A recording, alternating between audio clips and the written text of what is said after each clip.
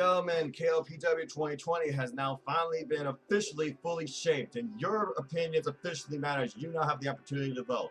Hello, everybody. Welcome to this simple take on the NJPW KOPW 2020 press conference that occurred this morning. Well, I'm just a simple man, and my name's Noah Foster, coming at you this fine Monday morning. To you all, 9:34 a.m. Eastern Standard Time on August 17th. That being said, I'm going to give you the stipulations, my proposed votes, and yes, you can vote now too. Voting is now open through NJPW Global's Twitter page, and also further details at njpw1972.com. With that being said, let's go ahead and briefly talk about the stipulations put in play. So again, there was a press conference this morning regarding KOPW 2020 at 5 a.m. Eastern Standard Time, and they basically broke down all the stipulations proposed by everybody, as well as how voting works. So, the first round, as previously announced, will take place August 26th with Kojima vs. Desperado, Sho vs. Sanada, Okada vs. Yujiro, Bushi vs. Yano. Stipulations were as follows as Okada announced the rules.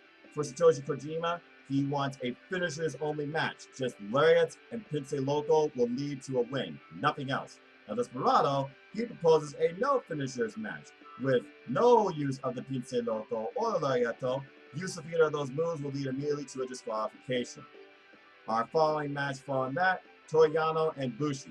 Toru Yano proposed a 2-count pinfall match. Only a 2-count will lead to a win. No DQs, no submissions. Bushi proposed a 5-count ring out after his humiliating 20-count loss, where wrestlers can win only by a countout, and the countouts are under a referee's 5-count. 25% of the official count in New Japan Pro Wrestling. Both are very unique first, in my opinion.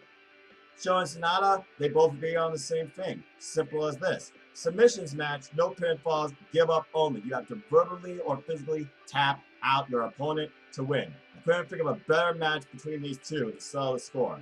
Which brings us to Okada vs. Yujiro, where Okada proposed a 3-on-1 handicap match where he faces Yujiro Takahashi, Gedo, and Jado all at once. However, Yujiro Takahashi proposed something a bit more painful, and I feel a bit more in favor of both teams, as he proposed lumberjack match. But this lumberjack match will not include everybody. Each person will bring 2 lumberjacks of their choosing, and each of those lumberjacks will have a leather strap, a belt, at ringside to dish pain on their opponent should they be thrown out of the ring. Of course, Yujiro Takahashi is referring to Gedo and Jado in his corner, while Okada has disclosed that he would have Toru Yano and Yoshihashi as his lumberjacks, and he expects them, of course, to bring their own belts. Okada basically says that voting will be Twitter only. Yes, leather belts hurt. 4 ways are the same, 3 people, except for 4 people. If votes are tied, he did not think about this, but I guess they would have a runoff vote. I don't know who would be in control of that. Maybe that'd be like an overtime vote for the Twitter community, or maybe that'd be within the company itself. We'll have to wait and see. With that being said, I actually officially just voted on my picks. Let me go ahead and tell you my thoughts. I actually went with Yujiro Takahashi stipulation for the Okada match because I feel like, again, we already know Okada can beat any of these men. And honestly, it's only Antis side where Bullet Club seems to get the best Kazuchika Okada. The leather strap stipulation favors a stronger match for Yujiro Takahashi. And after the match we got at Sengoku Lord, he needs a bigger and better match. So I went with the leather strap stipulation for Lumberjacks in that one. Again, we don't need to vote on Sho and Sanada. They both agree on the same thing. I couldn't think of a better stipulation. Submissions, there you go. Moving on from there, for Toru Yano and Bushi, I actually voted for, because I would find it very interesting, the 5-count stipulation, where you only can win via a 5-count ring out. We'll see how quick Toru Yano can think within 5 seconds outside of the ring, or how Bushi can slow down Toru Yano just long enough to get back in the ring by a referee's 5-count.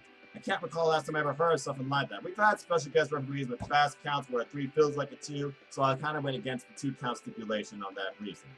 Which brings me to the Satoshi Kojima and El Desperado match, where it's either finisher only or no finishers.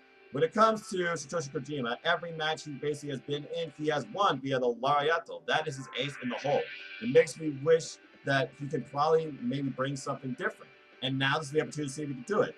So that being said, I actually went with El Desperado stipulation for the no finisher stipulation. I want to see what Satoshi Kojima can do against El Desperado outside of a lariat. Because again, if he uses a lariat or let's probably spits local, that person is disqualified. So those are my votes, and I'll go ahead and give you live updates right now. Currently 9:39 a.m. Eastern Standard Time on where each of the 3 polls stand.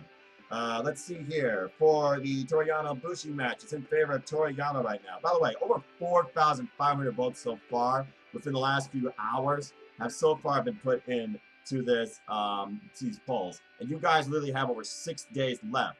So you only have 1 vote. Make it count. Share with everybody. Be a part of NJPW. Bushi right now at 42%, Toru Yano stipulation at 58%, El Desperado at 67%, Satoshi Kojima at 33%. Much more closer though between Kazuchika Okada and Yujiro Takahashi. Okada 45%, Yujiro 55%. So with that being said, we literally are 9 days away from KOPW 2020 occurring next week, August 26th. What stipulations do you want to see? What did you vote for if you voted for already? Who's going to take KOPW 2020 in these opening matches? Who do you see being involved in the Fatal 4-Way? All these answers and more will be determined within the next 8 days. So if you haven't already, go vote. Be a part of this fun. It's going to be extremely interesting. I can't wait for next week. With that being said, thank you so much for tuning in to this simple extra /simple take on KOPW 2020. I hope you all do participate and have fun with this and enjoyed the conversation and discussion. If you want to know more about me, know this. I'm just a simple man and a lifelong fan of ... wrestling. So if you want to follow me and talk anything wrestling, it's NoDQ.com/no on Twitter. Follow me on Instagram at mfoster9016. Follow the Civil YouTube channel here at youtube.com/user/nofoster210 for all things wrestling. Shout out to my ATW family on Twitter. And until the next video, I'll keep it simple for you because that's what I do in these super simple videos. Support NoDQ, support WrestleJoy, support sports of pro wrestling for all the statistical analysis you need that AJ Styles can never give you. Sorry, Joseph Park. For NJPW and so much more. And of course, as I always like to close, support wrestling outlets by being small. Let's keep going. This incredible, diverse, unique, elite, authentic, unscripted, unrestricted wrestling community together. Simple as that. With that being said, thank you so much for tuning in. Please like, share, subscribe, comment, tell a friend. Hit the bell to know when the next video goes out on this channel. Hit the subscribe button. Help me grow this channel. Shout out to all 162 of you that's been with me on this fun YouTuber creator's journey, as this channel primarily focuses on NJPW and AEW, a simple man's passion for professional wrestling. Until next time, take care, enjoy life, enjoy your Monday. Tomorrow's never guaranteed. Treasure your families, enjoy wrestling, be safe, and I hope you all just have a wonderful day. Genyo, sayonara.